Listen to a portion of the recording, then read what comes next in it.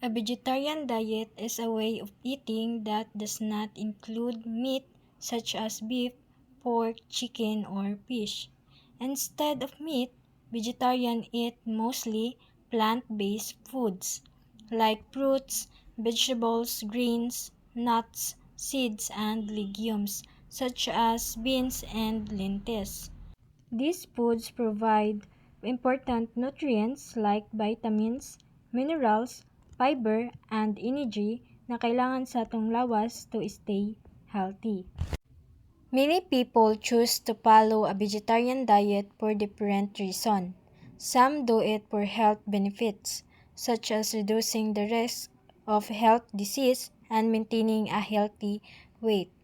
Others choose it because of ethical reasons, like caring for animals and avoiding harm to them.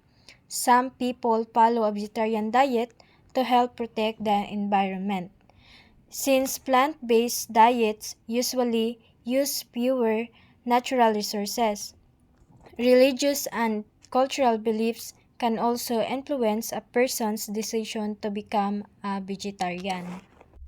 There are three types of vegetarian. First is lacto-ovo vegetarian. Eat both dairy products and eggs, but not eat any kind of meat. This is the most common type of vegetarian.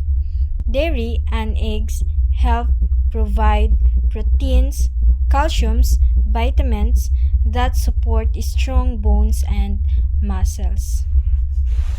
The second one is lacto-vegetarian. Eat dairy products only and avoid eggs and meat. Milk, cheese, and yogurt are important source of calcium and protein for them.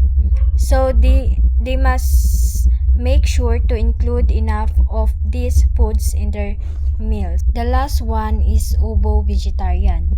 Eat eggs only but avoid dairy products and meat.